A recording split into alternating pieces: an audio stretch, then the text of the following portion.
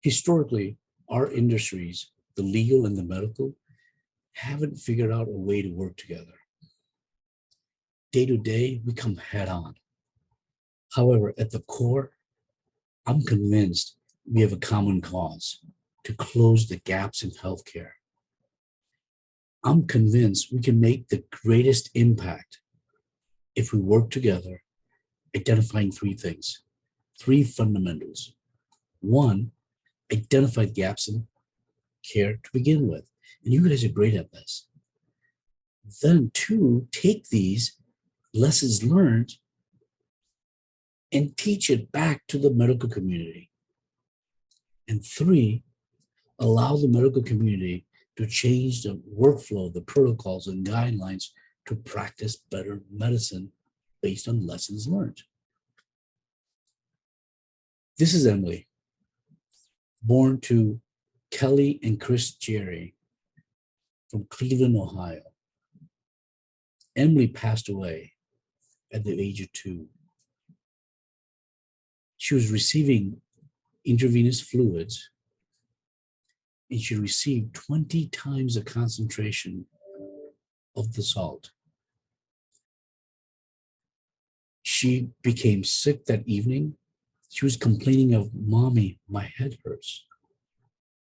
Mommy, my head hurts," repeatedly. Mom and Dad were at her bedside throughout the evening. Ultimately, she landed up in the ICU on life support. And 24 hours later, with parents at their bedside, she was pronounced brain dead. So when we dissect this, we say, well, to err is human. Yeah, but there was more. On this given night, the electronic medical record was not working appropriately. The pharmacist was overburdened by the incoming orders that they couldn't fill in a timely fashion. So they had a technician fill these orders. As an error, the technician placed 20 times the concentration of the salt in this IV bag that Emily received, which was the cause of her death. So there's even more. When you peel the onion, there's even more issues. And the deeper message is, one, what is the staffing like normally? Two, is there some form of validation, credentialing, or some type of testing that the technicians undergo? The answer is no.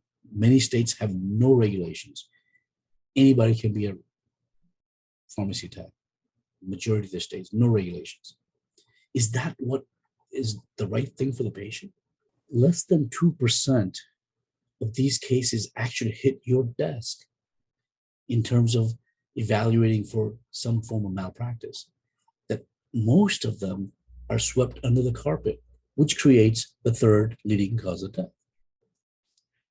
1/3 of the total healthcare cost today is attributed to the healthcare related errors.